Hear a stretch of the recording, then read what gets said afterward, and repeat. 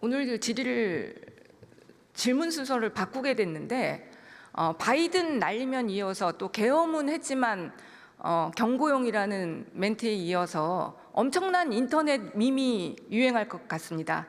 오늘 한덕수 총리가 헌재 의견서에서 헌법재판관 후보자 발표는 장차 공직에 임명하겠다는 의사표시일 뿐 지명에 해당하지 않는다라는 답변서를 냈다는 언론 보도가 있었어요. 아세요, 장관님? 저는 그 내용 알지 못합니다.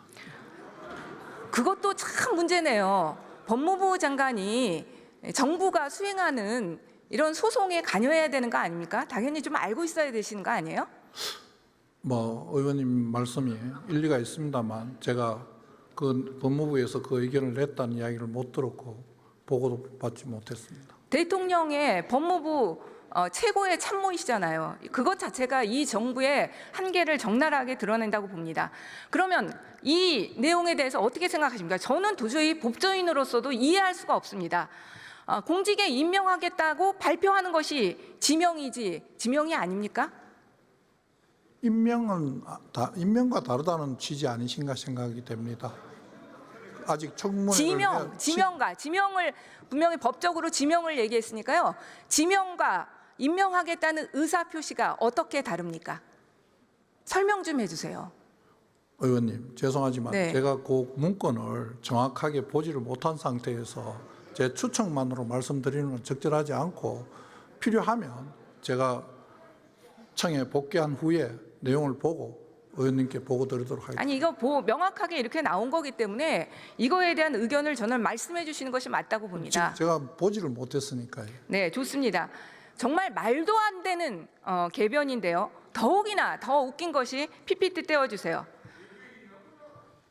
한덕수 총리는 지난 8일에 국민께 드리는 말씀에서 분명히 지명한다는 뜻을 밝혔습니다. 열흘 뒤 임기가 종료되는 문영배 헌법재판소장 직무대행과 이미선 헌법재판관의 후임자로 이한규 법제처장과 함상훈 서울고등법원 부장판사를 지명하였습니다. 대국민을 상대로 이런 언론 발표문을 낸 것이에요. 그리고 나서는 헌법재판소에 임명하겠다는 의사표시일 뿐 지명에 해당하지 않는다. 이게 말이 됩니까? 도대체 이해 안 가시죠? 지금 가서 확인해 보시고요. 제가 말한 내용으로는 도저히 법무부 장관님으로서도 이해가 되지 않는 내용이시죠? 제가 일단 네? 좀 전에 말씀드린 바와 같이 내용을 확인한 후에 말씀 못 하시는 거 보니까 이해가 안 되실 거예요. 이게 확인하고 그렇죠? 난 뒤에 말씀드리겠습니다. 사실은 이미 헌법재판관 지명과 관련해서 헌법재판소에 저는 입장이 있었다고 생각합니다. 한덕수 총리에 대한 탄핵 선고문에서 헌재는 명확하게 이런 입장을 밝히고 있습니다. 띄워주세요. 국민으로부터 직접 선출된 대통령의 민주적 정당성과 비교하여 상당히 축소된 간접적인 민주적 정당성만을 보유한다. 대행은 그렇다는 얘기죠. 국무총리는 대통령과는 확연히 구분되는 지위에 있다. 권한대행은 헌법과 법령상으로 대행자에게 미리 예정된 기능과 가업의 수행을 의미하는 것이라는 헌법재판소의 결정이 있었습니다. 이것은 제가 볼 때는 직접적으로 헌법재판관 지명에 대해서 판신하지 않았지만 간접적으로는 사실 대행의 직무 범위에 대한 명확한 규정을 내린 것이라고 생각합니다. 어떻습니까? 헌법에 명확한 규정은 없고 다양한 의견이 있는 것으로 알고 있습니다. 아니 이 헌법재판소의 결정문에 대해서 어떻게 생각하시냐고요? 그 부분도 지금 제가 말씀드린 바와 같이 헌법재판소가 이거는 하면 안 된다, 이거는 할 수 있다고 명확하게 말씀하신 게 아니고 판결한 게 아니고 여러 가지 상황에 대해서 의견을 표현한 것이 아닌가 생각을 합니다. 헌법의 모든 것을 규정할 수는 없습니다. 그렇기 때문에 헌법재판소의 결정이 중요하고 헌법재판소의 결정이 헌법에 대한 최종적 해석입니다. 맞죠? 구체적인 사건에 대해서 그렇다고 생각합니다. 그렇습니다. 그래서 여기 이미 권한 대행의 직무 범위에 관한 설시가 있는 겁니다. 미리 예정된 기능과 가업의 수행, 그것만 하라고 돼 있는 근데 거예요. 그게 어느 정도까지가 미리 예정된 업무의 수행인지에 대해서 항상 논란이 있고, 지금 말씀하시는 부분에 현상 유지라는 부분도 과연 현상 유지가 어느 정도의 일을 현상 유지라고 할 것인지에 대해서는 논란의 헌법재판관 여지가 있다고 생각을 합니다. 지명은 엄청난 일입니다. 대통령의 고유 권한으로서 지금 우리나라의 지금 현 정치 상황에서 헌법재판관 지명이라는 것은 대통령의 지위를 왔다 갔다 할 수 있는 엄청난 일이에요. 그것을 권한대행이 한다? 그것도 2명이나? 말이 안 되는 일이죠. 그리고 장관님께서 지난번에 사고와 거리는 달라서 가능할 수도 있다, 이런 식으로 그런 답변을 의견도 있다고 말씀드렸습니다. 하더라고요. 네, 좀 공부를 저는 좀 더 하셔야 될 것 같습니다. 헌법 교과서 어디를 뒤져봐도 권한대행이 헌법재판관 임명이 가능하다고 한 헌법 교과서를 찾을 수 없었습니다. PPT 띄워주세요. 장관님께서도 이 사법고시 할 때 헌법학자들 책 많이 보셨을 거예요. 그러니까 그 좀 오래된 순으로 제가 먼저 말씀드리겠습니다. 성낙인 헌법학 561조, 허영 헌법에 의해 462조, 김철수 헌법학식론 1482조, 허한중 간추린 헌법 417조, 김하열 헌법강의 876조, 박영철 헌법학개론 649조, 한수웅 헌법학 1259조, 최용기 헌법 590조, 심경수 507조, 장영수 헌법학 507조. 어떤 헌법 교과서를 살펴봐도 대행은 현상 유지적인 활동만 할 수 있게 되어 있다고 되어 있습니다. 더욱이 윤석열 탄핵과 관련해서 윤석열 쪽의 입장을 지지했던 허영 교수나 장영수 교수조차도 그렇습니다. 장영수 교수는 거기서 더 나아가서 거리 시의 경우에도 권한 대행자의 민주적 정당성이 취약한 만큼 권한 대행자의 직무 범위는 이기 관리를 위하여 필요한 최소한에 한정되어야 한다고 적시하고 있습니다. 저는 장관님께서 도대체 어디서 사과와 거리를 나눠서 대행의 업무 범위가 나뉜다고, 그러니까 그 헌법재판관 지명할 수 있다고 들으셨는지 모르겠어요. 의원님, 맨 마지막에 장영수 교수님 말씀하신 부분에 고리시에는 이렇게 할 수 있다, 고리시에도 이렇게 할 수 있다고 말씀하신 그 내용 자체가, 그건 뭐냐면요. 그 내용 그거는요, 자체가 거리와 사고를 구분해서 말씀하고 이거는 있는 겁니다. 그게. 대통령의 고유 권한에 대한 것이 아닙니다. 그러니까요. 지금 말씀하신 내용이 사고와 거리 시에 업무 범위의 차이는 있을 수 있어요. 저는 그러나 그런 내용이 그것도 거리와 대통령의 고유 권한은 빼고 논의되는 것입니다. 그러니까요. 거리와 사고에 대한 부분이 나누어서 설명하시는 헌법학자들도 계십니다. 제가 아는 몇 분도 계시고요. 그리고 지금 거리와 사고 때문에 이렇다고 하는 게 아니고 그런 입장도 있는 것으로 안다고 제가 말씀을 드렸고, 더군다나 헌법재판소는 입법, 행정, 사법 세 부에서 세 분씩 추천해서 헌법재판소 재판관을 구성하도록 되어 있는 것으로 알고 있습니다.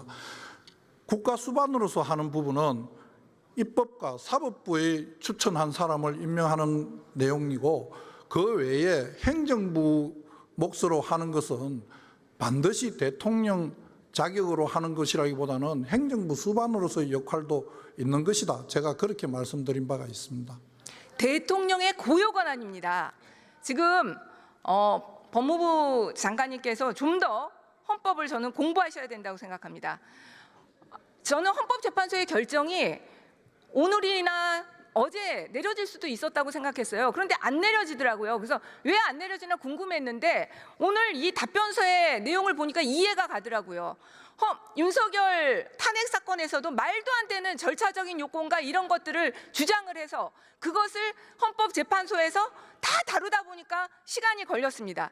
마찬가지로 이 가처분 사건도 이런 말도 안 되는 의사표시일 뿐 지명에 해당하지 않는다, 이런 주장들을 해대니까 저는 헌법재판소에서 시간이 걸린다는 생각이 들고요. 저는 가처분 인용 결정이 내려질 것이라고 생각합니다. 헌법재판소 결정이 내려지면 당연히 그 결과는 존중하시죠? 헌법재판소 결정은 그 자체로 존중을 받아야 된다고 생각을 합니다. 네, 만약에 가처분이 인용되면 좀 법무부 참모로서 너무 역할 잘 못하고 계시다고 생각하시고 반성 좀 하시기 바랍니다.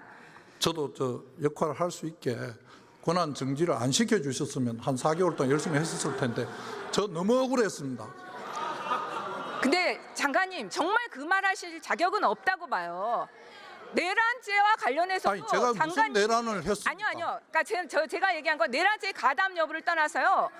장관님이 제가 뭘 했다는 겁니까? 국조특위에 나와서 한 내란죄에 대한 법률적인 해석이나 그런 부분들에 대해서 보면요, 도저히 제가 볼 땐 잘하셨을 거라는 생각이 전혀 들지 않습니다. 그런다고 증거 없이 탄핵을 할 수 있습니까? 자, 다른 주제로 질문하겠습니다. 여기 하세요.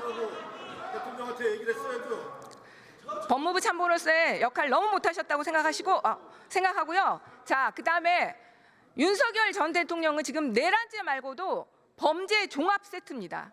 너무나 많은 범죄 의혹들이 불거지고 있고 빠른 수사가 필요하다고 보입니다. 우리 당에서 윤석열 측근 비리 의혹을 찾아봤더니 100가지가 훌쩍 넘어요. 그냥 뭐 빨리 넘겨주세요. 너무 많으니까.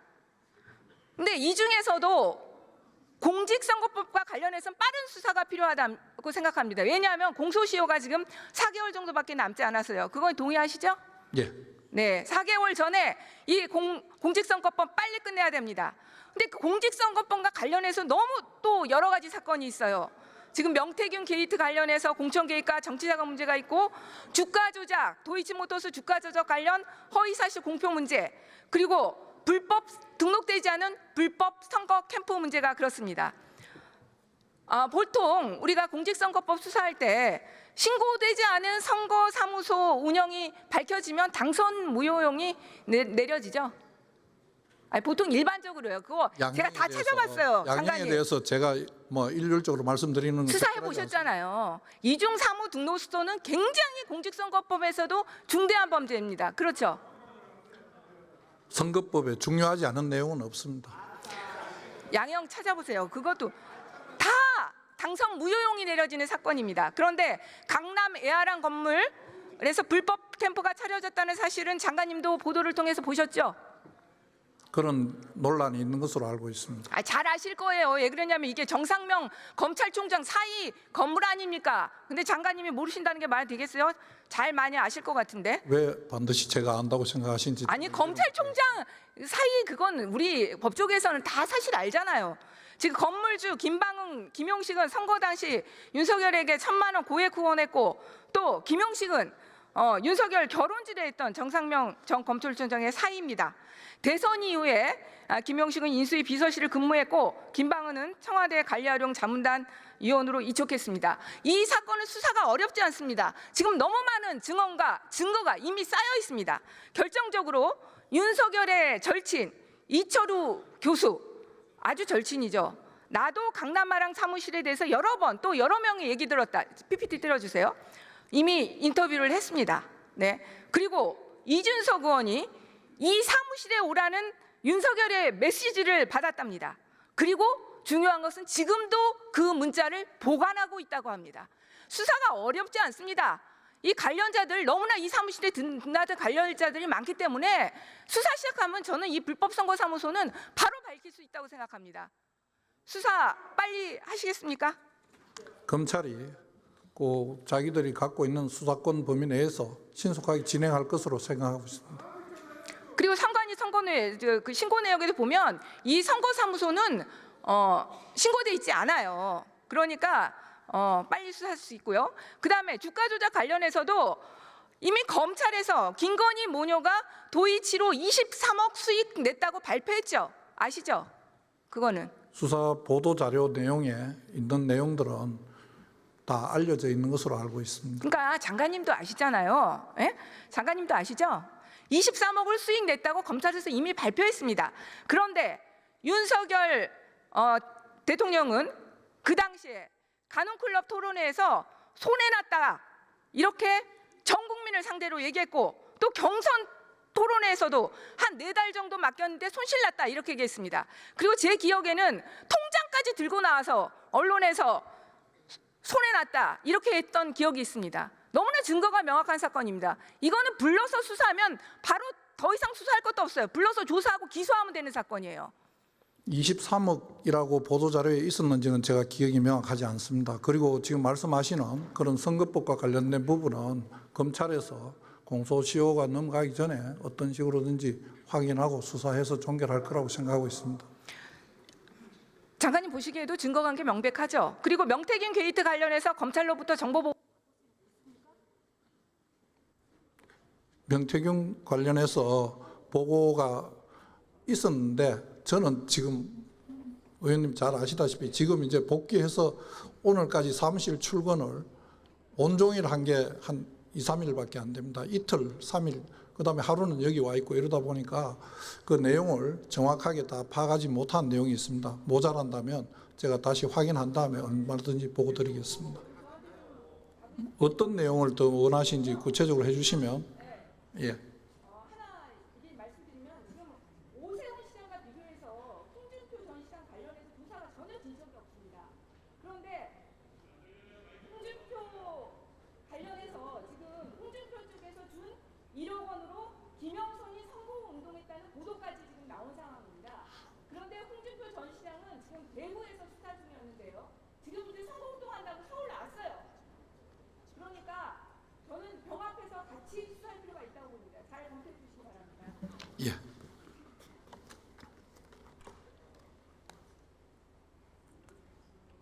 끝났습니까? 예.